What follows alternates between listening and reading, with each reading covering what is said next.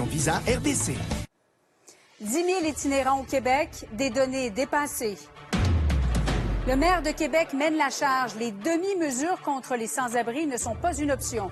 Si notre premier ministre n'est pas en colère, il va y avoir beaucoup de colère dans cette pièce, on n'y arrivera pas. Moi, je suis motivé, extrêmement motivé à améliorer la situation. Être enceinte et sans domicile. Quand porter un enfant peut ramener à se débarrasser de ses démons. Si j'aborde, je vais rester encore dans la rue. J'ai réussi à m'en sortir, j'étais allée en thérapie, je suis retournée chez mes parents. Un centre supervisé pour les toxicomanes implanté dans Saint-Henri. Les parents d'une école à proximité ne cachent pas leurs inquiétudes. Tous les résidents du quartier se mobilisent. Une travailleuse sociale qui va faire le tournée du quartier, qui va vider le parc le matin.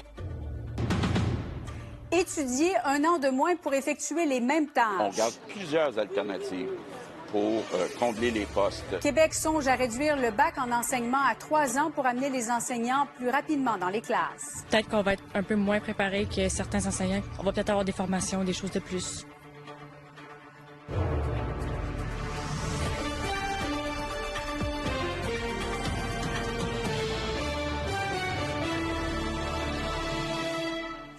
Bonsoir tout le monde et bienvenue au TVA à 18h.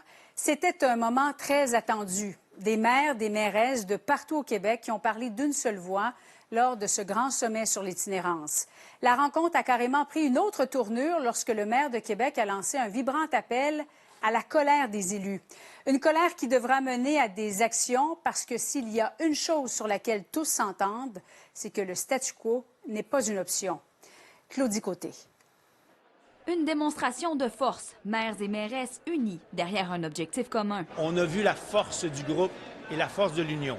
L'ambiance est à la bonne entente. On parle collaboration, main tendue. Mais sous les sourires... Si M. Bonnardel n'est pas en colère, si M. Dubé n'est pas en colère, si Mme Laforêt, M. Fitzgibbon, parce que c'est aussi économique, l'itinérance, si M. Girard n'est pas en colère, si notre premier ministre n'est pas en colère, si M. Duclos, si M. Trudeau n'est pas en colère, il va y avoir beaucoup de colère dans cette pièce, on n'y arrivera pas. La colère dont Bruno parle, elle est saine. Puis là, c'est comment on va de l'avant parce qu'on veut trouver des solutions. Bien oui, il faut rester en colère. Puis la colère, c'est quelque chose de sain, c'est quelque chose de digne qui nous permet de se dire on va se mettre en mouvement, on n'accepte pas ce qui se passe, on tolère pas ça. Et je pense que le Québec aujourd'hui est capable de dire la même chose. Je pense que c'était une figure de style, ce qu'il utilisait, mais moi, je suis motivé, extrêmement motivé à améliorer la situation. Au-delà de la motivation, les municipalités veulent plus. Des engagements fermes, des cibles, de l'argent sonnant et récurrent. Tout ne passe pas seulement par les millions. Ça passe aussi par des critères de programme, une rapidité de traitement, de la souplesse, une meilleure discussion puis collaboration. Sous le feu des projecteurs depuis des jours, le gouvernement défend son bilan et promet de passer à l'action. 15,5 millions de dollars en urgence ont été débloqués. On admet qu'il ne s'agit que d'un bandage. D'autres sommes s'ajouteront. Le plan, il est progressif. Quand je l'ai déposé en 2021, j'ai dit que c'était une première étape. On va continuer à le bonifier. Croyez-moi, on va continuer à le bonifier. Au cœur de la crise, l'accès au logement. Vous me permettrez un jab poli envers le premier ministre du Canada, M. Trudeau. L'UMQ accuse les 2 paliers de gouvernement supérieur de bloquer un fonds de 900 millions de dollars pour le logement, parce que le provincial et le fédéral ne s'entendent pas. Et la ministre de l'Habitation du Québec brille par son absence. Ben écoutez, je pense que le signal, c'est que le gouvernement est présent. Je représente le gouvernement, puis on va aller de l'avant. Elle était bienvenue. Alors, elle n'a pas besoin... Je ne peux pas vous dire si elle était invitée ou pas. Tous les ministres étaient bienvenus. Je pense que ça fait 6 mois que ça s'organise. Les gens sont au courant. Si elle avait voulu être là, elle aurait pu être là. On y aurait déroulé le tapis rouge. Le gouvernement du Québec promet un nouveau dénombrement de personnes en situation d'itinérance en 2024. D'ici là, les municipalités espèrent que leurs demandes seront entendues lors de la mise à jour économique en novembre prochain. Claudie Côté, TVA Nouvelles, Québec. Vivre dans la rue, c'est une épreuve pour tout le monde, mais il y a des défis propres à certaines clientèles, comme les femmes qui représentent près d'un tiers des personnes itinérantes au Québec. Et vous avez rencontré 2 de ces femmes qui sont enceintes et qui vivent dans une grande précarité.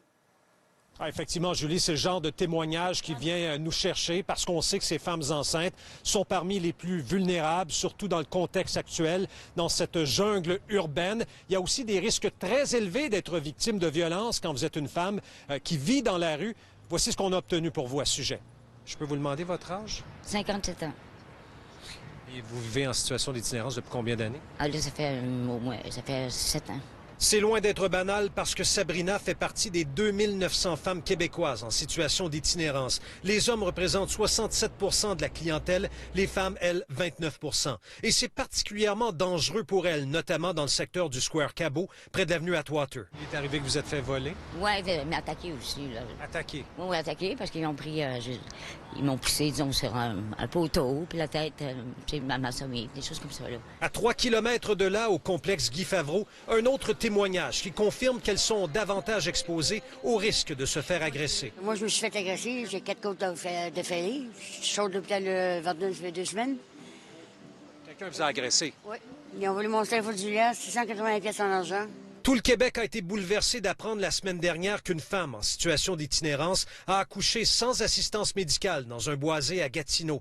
Nous vous confirmons que les femmes enceintes sans domicile fixe, il y en a quelques-unes. Et c'est vraiment par hasard, vendredi après-midi, au centre-ville de Montréal, que nous avons fait la rencontre de Nancy, qui est sur le point d'accoucher, alors que Jennifer amorce sa grossesse. Vous êtes enceinte et vous me dites qu'il y a tout récemment, vous étiez en situation d'itinérance. Ouais.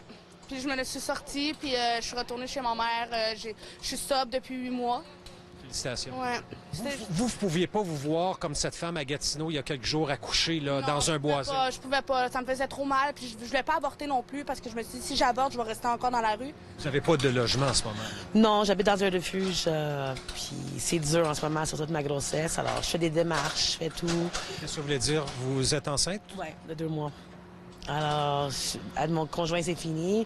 Alors, moi, je le garde. Puis alors, je me suis inscrit à une place pour les femmes enceintes dans ce coin ici. Puis alors, je suis sur la liste d'attente. Alors, d'ici le mois d'octobre, je suis posée de rentrer là. Yves Poirier, TVA Nouvelles, Montréal.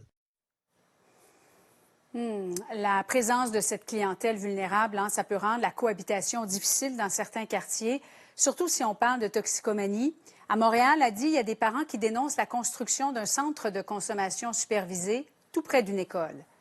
Oui, absolument, Julie. L'école dont je vous parle ce soir, c'est l'école primaire Victor Rousselot, une école qui compte 300 élèves de la maternelle à la 6e année. J'ai rencontré plusieurs parents aux abords d'école ce matin, des parents qui sont inquiets, en colère et qui craignent pour la sécurité de leurs enfants. Colère, déception. Chantal Gagnon est consternée d'apprendre qu'un site de consommation supervisée de drogue ouvrira cet automne près de l'école primaire de ses enfants. Bien, moi, je considère que l'entrée du service de garde, qui est juste ici, derrière vous, est à quelques mètres, 80 mètres. Le nouveau site de la maison Benoît Labre se situe à 100 mètres de l'école primaire Victor Rousselot, qui accueille 300 élèves. Comment on peut concevoir l'idée de faire cohabiter, et je reprends leur terme à eux, harmonieusement, deux clientèles vulnérables?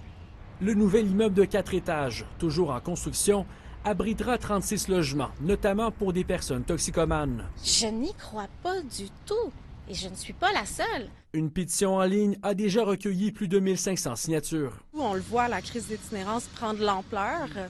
Il y a une montée des psychoses, il y a agitation, hallucination, agressivité. Ce couple, dont les enfants fréquentent l'école primaire, est très inquiet. Les parents sont concernés, mais on voit aussi que tous les résidents du quartier se mobilisent parce qu'on était à une fête de quartier en fin de semaine. Encore une fois, on a dû apprendre la nouvelle à plusieurs personnes qui n'étaient pas au courant. Le Centre de services scolaires de Montréal a décliné notre demande d'entrevue. Mais dans une lettre obtenue par TVA Nouvelles, la directrice de l'école primaire reconnaît que les préoccupations des parents sont légitimes et que l'objectif premier de l'école, c'est d'offrir un environnement sain, stable et sécuritaire. On a investi pour embaucher une travailleuse sociale qui va faire la tournée du quartier, qui va vider le parc le matin. Le conseiller municipal Craig Sauvé comprend la crainte des parents, mais voit le site supervisé comme un renforcement de la sécurité du quartier. Il y en a de la consommation de drogue dure dans les rues présentement, autour du métro, dans les ruelles près d'ici. On trouve des seringues déjà. Une séance d'information est prévue mardi prochain à l'école avec la participation du SPVM. Adi Hassine, TVA Nouvelles, Montréal. La pénurie d'enseignants frappe fort cet automne et les solutions se font attendre. Jusqu'ici, on a fait appel à des retraités, à des enseignants non qualifiés, mais ça ne pourra pas durer. Pour assurer l'avenir du réseau, Québec étudie actuellement la possibilité d'écourter la formation des enseignants de 4 à 3 ans. Les universités sont-elles prêtes à s'adapter? Les étudiants, quant à eux, le sont. Josée Lagagnière. Devant une pénurie d'enseignants qui n'est pas prête de s'estomper, le gouvernement est à la recherche de solutions. Celle de raccourcir le baccalauréat en enseignement de 4 à 3 ans fait partie de celle-ci. D'abord, il n'y a rien de décidé. On regarde plusieurs alternatives. Il y a la possibilité aussi, est-ce que certains enseignants pourraient commencer à enseigner plus tôt, quitte à faire de l'alternance travail-études? C'est pas du tout la solution qu'on cherche de niveler par le bas, du tout, du tout. On essaie de trouver des solutions, puis on demande justement au réseau universitaire de nous aider. Si une maîtrise accélérée d'1 an offerte par quelques universités permet à des étudiants qui ont déjà un baccalauréat dans une discipline pertinente d'obtenir un brevet d'enseignement, il en faut de toute évidence plus pour répondre à la demande dans les écoles. Une autre option actuellement envisagée est celle de transformer la 4e année du baccalauréat en stage à temps plein rémunéré. Une formule semblable existe dans certaines universités, dont l'Université Laval, qui y voit une solution à considérer. Pour moi, c'est une solution qui est prometteuse, qui permet de contribuer à la valorisation de la profession enseignante, mais qui permet aussi de favoriser l'insertion professionnelle. Donc, de dire, dans ta 4e année, tu es en emploi, mais l'université est toujours là. Pour la présidente de la Fédération des syndicats de l'enseignement, une formation inspirée par celle de la médecine, où des étudiants, après quelques années, peuvent travailler tout en étant appuyés par des médecins d'expérience, est une formule intéressante. Il y a des solutions qu'on peut trouver pour être capable d'accompagner un étudiant de 4e année qui prendrait en charge une classe, les spécialistes de la formation qui vont pouvoir nous dire comment on peut ne pas d'évaluer le bac 4 ans, mais permettre à des gens rapidement d'être sur le terrain. Pour des étudiants en enseignement que nous avons rencontrés, l'idée d'accélérer leur formation semble plutôt bien accueillie. C'est certain que peut-être qu'on va être un peu moins préparé que certains enseignants qui sont déjà sur le domaine, mais je me dis en même temps, on va peut-être avoir des formations, des choses de plus. Je pense que c'est plutôt une bonne idée, parce que 4 ans, ça fait trop long. Ça fait vraiment long. Et puis, avec le temps, c'est épuisant. Je pense qu'avec les stages, au bout de 3 ans, quand même, on a réussi à avoir un maximum. Au cabinet du ministre de l'Éducation, on nous dit ne pas avoir d'échéancier précis sur le moment où pourraient être annoncées de nouvelles mesures. Josée Lagagnière, TVA Nouvelles, Québec. Les policiers de la Sûreté du Québec devront retourner à la table de négociation avec le gouvernement. Ils ont rejeté à près de 60 % l'entente de principe qui prévoyait des augmentations de salaire de 21 % sur 5 ans, un refus qui s'explique par l'inflation et la montée des taux d'intérêt selon le président de l'Association des policiers et policières provinciaux. Rappelons que les policiers sont sans contrat de travail depuis le 31 mars 2022. C'était une journée sans Facebook, sans Instagram pour plusieurs d'entre vous, du moins pour ceux qui ont réussi à tenir le coup. Véronique, avec ce boycott contre le blocage des nouvelles chez Meta, on se rend compte à quel point ces plateformes font partie de nos vies. Effectivement, Julie, combien de personnes en file d'attente ou dans l'autobus vont regarder leurs réseaux sociaux? C'est ce qu'une journée comme aujourd'hui nous apprend. Il y en a beaucoup qui sont accros aux réseaux sociaux. En tout cas, c'est ce que plusieurs nous ont dit. On comprend que c'est quelque chose d'excessivement difficile. Moi-même, ce matin, par réflexe, en me réveillant, j'ai failli ouvrir Facebook. Le président de la Fédération professionnelle des journalistes du Québec n'est pas le seul à fréquenter régulièrement ces réseaux sociaux. Enfin, on l'utilise tellement dans nos vies maintenant que je pense que c'est difficile de s'en passer. C'est sûr que je regarde mes réseaux sociaux quand même souvent. Depuis le 1er août, Meta bloque les nouvelles sur ses réseaux sociaux. Pour dénoncer ce comportement, ce vendredi est une journée sans Facebook et Instagram. C'est un geste symbolique qui peut avoir un impact fort. On envoie en même temps un message clair à Meta. C'est important que tout le monde y participe. Est-ce que je boycotte? Non, parce que j'utilise beaucoup Marketplace pour vendre des choses. Il faut que chacun fasse sa part. C'est un peu dur parce que maintenant, tout le monde est connecté par diverses applications. Fait que, moi, j'ai des personnes que je peux juste les contacter par Messenger. Fait que, qu'est-ce que je fais aujourd'hui? Je les contacte pas. Mais en même temps, je pense qu'il faut faire notre part un peu comme tout le monde. La Chambre de commerce du Montréal métropolitain a aussi invité les entreprises à boycotter Meta. Déjà, des bannières comme Maxi et New Look ont cessé d'annoncer sur ces plateformes. J'espère que le plus d'organismes, d'individus, d'entreprises qui vont boycotter Meta aujourd'hui. Maintenant, je continue de dire aussi qu'on devrait arrêter de leur donner des revenus, de payer de la pub, comme le Fonds Québec solidaire puis le Parti libéral du Québec. Est-ce que ça peut être efficace?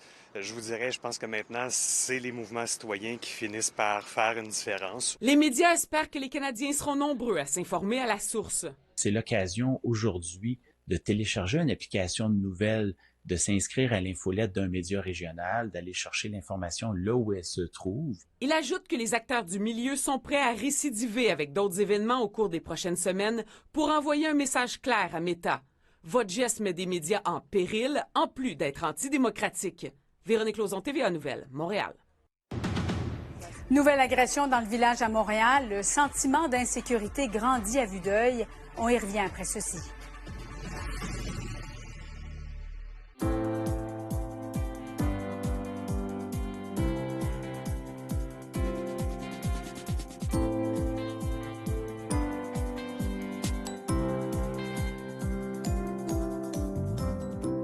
Cette semaine, à dossier en cours, le drame de la famille de Victor Masson assassiné au Mexique et par extension celui de toutes les familles dont un membre est assassiné à l'extérieur du Québec.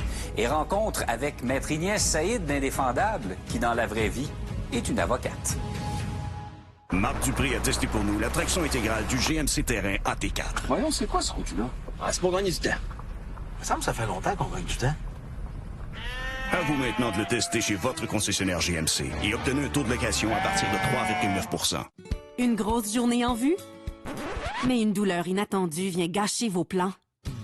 Pour soulager vos douleurs musculo-squelettiques, pensez à Génacol Action Rapide.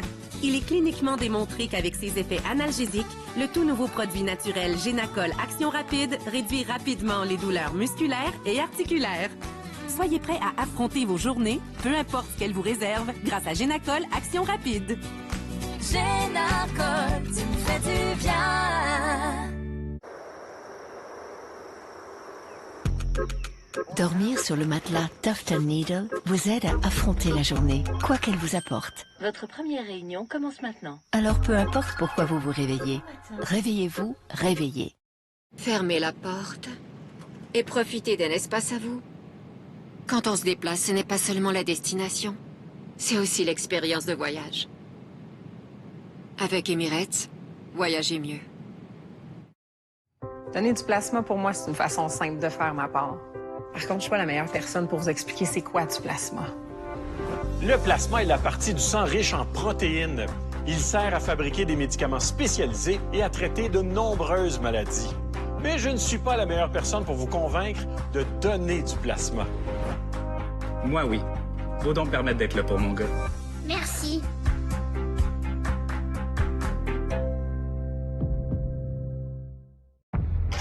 Notre héritage, nous l'avons dans la peau. Et même durant la métamorphose en notre nouvelle forme évoluée, nous portons cet esprit en nous. Bien qu'on puisse sortir Alfa Romeo de l'Italie, sachez qu'il est impossible de sortir l'Italie d'une Alfa Romeo. Le nouveau Tonale hybride rechargeable. 2 meurtres impossibles ont été commis. L'un de vous est le tueur. Hercule Poirot est sur l'affaire.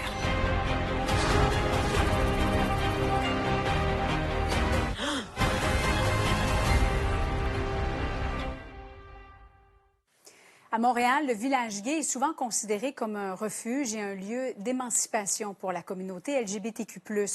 Mais certaines personnes s'y sentent de moins en moins en sécurité. Et Kevin, vous avez rencontré une femme trans qui raconte avoir été sauvagement battue.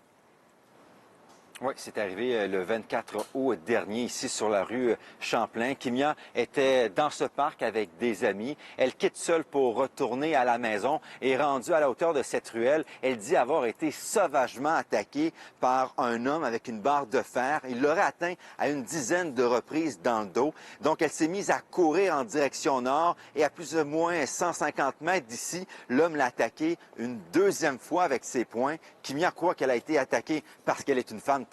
La voici, suivie de Raphaël Provost.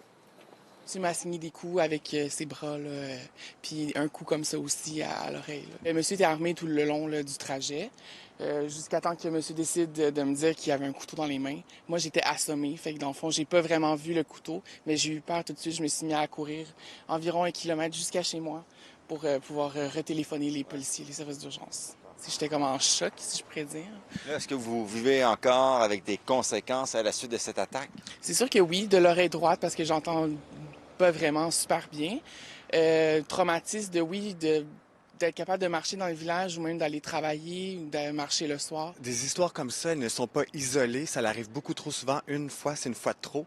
Et on entend que la haine sur les réseaux sociaux maintenant se propage dans les rues. Des commentaires haineux comme ça, transphobes, homophobes, on les entend de plus en plus malheureusement. Une action comme ça dans le village, un endroit qui se doit être sécuritaire, on est supposé se sentir bien à la maison. Ça arrive ici, ça envoie un message assez inquiétant quand même. Donc, encore une histoire de violence dans le village. C'est arrivé quelques jours avant l'agression de ce couple de restaurateurs. On vous en avait parlé au début du mois de septembre. Donc, Kimia a porté plainte à la police. Le SPVM m'a confirmé qu'une enquête est en cours. Pour le moment, personne n'a été arrêté. Pour Kimia, c'est terminé de marcher seul le soir dans le village. Merci, Kevin. Au revoir.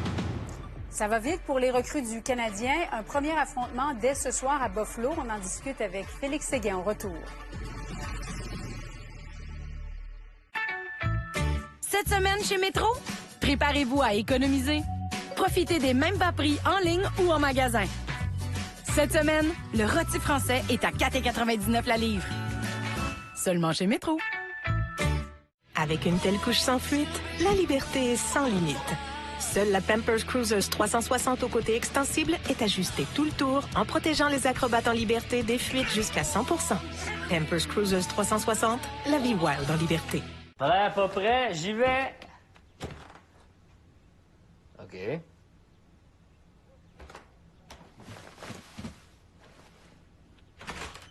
Wow, c'est tranquille ici? Ah, chérie, tu es de retour. Ça va? Aide-moi à trouver nos enfants cachés. D'accord!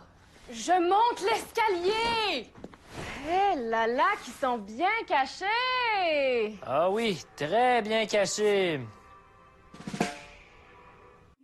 Rien n'est plus important que de prendre bien soin de votre cœur dans le confort de votre foyer. Plusieurs personnes subissent des battements cardiaques irréguliers, aussi appelés fibrillation auriculaire, qui, sans traitement approprié, risquent de quintupler la possibilité de subir un AVC. Les personnes de plus de 65 ans sont plus sujettes à la fibrillation auriculaire. Il y a une solution. Cardia Mobile, un appareil ECG personnel, permet de passer un électrocardiogramme quand bon vous semble à l'aide de votre téléphone intelligent. Il suffit de poser vos doigts sur les électrodes et vous avez des résultats en 30 secondes.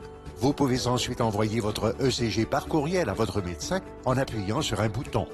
Cardia Mobile peut détecter une fibrillation auriculaire, l'une des principales causes d'un accident vasculaire cérébral. Cardia Mobile peut aussi déceler le rythme sinusal. Vérifiez votre cœur avec Cardia Mobile. Cardia Mobile est disponible pour seulement 99 $. Commandez aujourd'hui avec Amazon ou visitez cardiamobile.ca. Quand on parle de robustesse, il n'y a pas de deuxième meilleur, pas de prix de participation pour la puissance, ni de finaliste pour le meilleur de sa catégorie, parce qu'il n'y a pas de substitut au F-150. Louez ce F-150 pour 150 $ par semaine. L'offre se termine le 2 octobre chez votre détaillant Ford.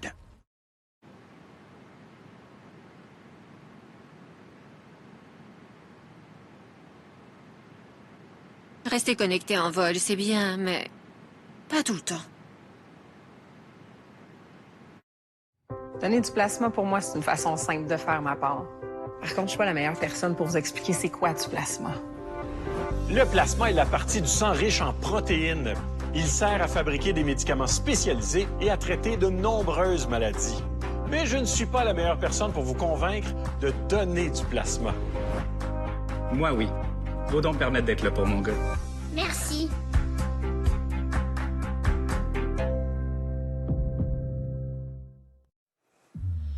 Je retrouve maintenant mon collègue de TVA Sport, Félix Séguin. Alors, Félix, le tournoi des recrues s'amorce ce soir à Buffalo. Les espoirs du Canadien seront en action. Quels sont les joueurs à surveiller? Ben moi, il y en a deux. Il y a David Randbacker, le défenseur autrichien que le Canadien a sélectionné au premier tour lors du dernier repêchage, et il y a Logan Mailloux. Je pense que ce sont deux espoirs qu'on va voir le plus longtemps possible. Je pense pas qu'on va les voir à Montréal, mais on va leur donner toutes les chances au monde afin de démontrer leur grand talent. Et je vais surveiller deux Québécois, Joshua Roy et William Trudeau. Il y a très peu de place, Julie, dans la formation des Canadiens pour des recrues, mais c'est deux joueurs qui, avec de bonnes performances, pourraient peut-être impressionner. Et ceux et celles qui pensent que le camp des recrues, ça donne peut-être pas grand-chose, mais moi, j'ai envie de vous rappeler que l'an passé, il y a le défenseur des Canadiens, Arber Xhekaj, qui est arrivé de nulle part, avait bien fait au camp des recrues et s'est finalement taillé une place avec les Canadiens. Alors, tout est possible. Bon, par ailleurs, puisqu'on parle de hockey, la toute nouvelle équipe féminine de Montréal a annoncé qui se retrouverait derrière le banc, Félix? Oui, et elle se nomme Corey Chevery. Elle est âgée de 36 ans, originaire de la Nouvelle-Écosse. C'est une entraîneur en pleine ascension. Elle a été adjointe avec l'équipe nationale depuis 2021. Elle a participé aux 2 derniers championnats du monde, aux Jeux olympiques. Elle a été invitée par les Penguins de Pittsburgh en juin dernier. On dit d'elle qu'elle a une éthique de travail irréprochable. Elle a un désir de l'excellence au quotidien et de grandes capacités de compréhension. Alors ça, ce sont pour le résumé, le passé de Mme Chevery. Ce qui fait peut-être sourciller bien des gens, c'est qu'elle est unilingue anglophone. Aujourd'hui, j'ai parlé avec la directrice générale, Danielle Sauvageau, et elle m'assure que des efforts ont déjà été investis afin que Chevery apprenne le français. Elle est déjà ici. Elle s'est déjà inscrite à des cours. Combien de temps ça va prendre? Mais lorsque, avec le personnel d'entraîneur, on se met à parler français, elle voit bien que ça peut tourner très, très vite. Fait qu'elle dit, ça, il faut que je l'apprenne le plus rapidement possible. Alors oui, on va lui donner une petite chance, mais une chose est sûre, c'est qu'elle est bien consciente du marché, puis elle est bien consciente et elle désire apprendre le français. Bon, c'est déjà ça. Alors, comme vous le constatez, les intentions sont là. Pour ce qui est du nom de l'équipe, Julie, on ne le saura pas tout de suite. Peut-être qu'il va y avoir une étude de marché et on va peut-être solliciter également le grand public afin de connaître le nom de la prochaine équipe. Et Julie, je termine en invitant les gens à regarder TVA Sport ce soir à compter de 19h. Les Blue Jays contre les Red Sox, un match important pour Toronto. Merci Félix, bon match. C'est un plaisir de vous retrouver. Au revoir. Bye bye. Oh, c'est tellement simple imprimer chez Bureau en gros. Maintenant, je peux faire une plus grande impression.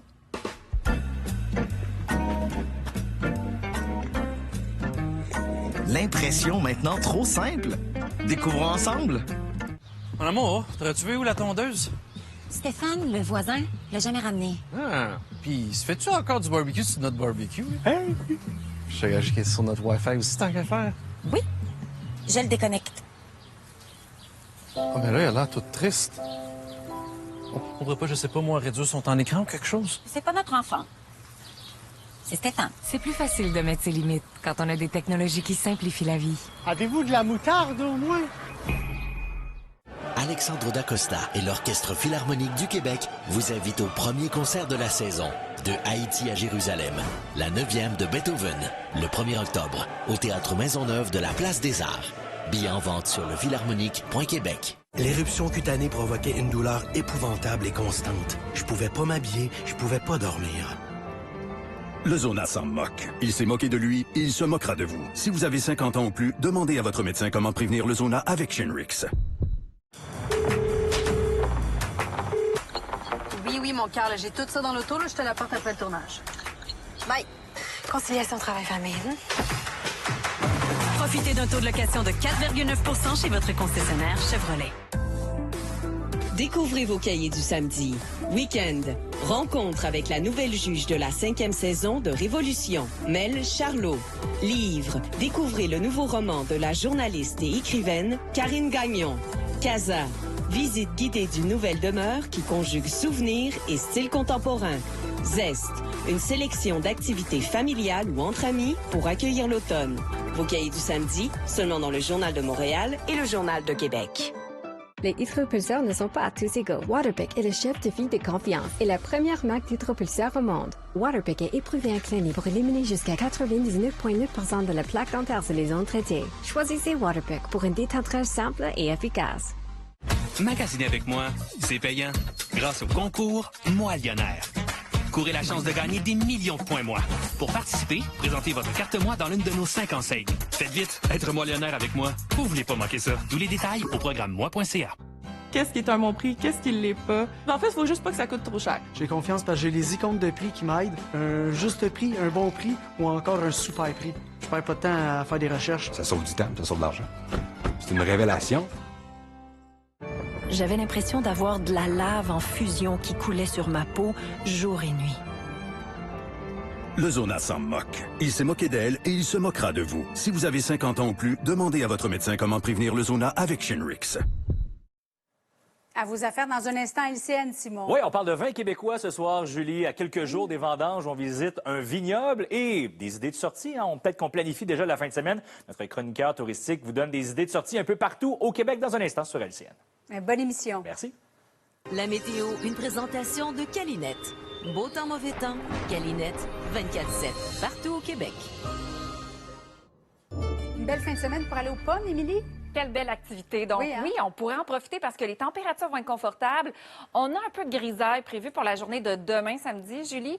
Mais dimanche, ça va être généralement ensoleillé. Donc demain, si vous voulez du temps un petit peu plus frais, sans avoir le gros soleil qui tape, pas trop besoin de crème solaire à ce moment-là, c'est demain que ça se passe. Et le soleil qui va revenir dimanche.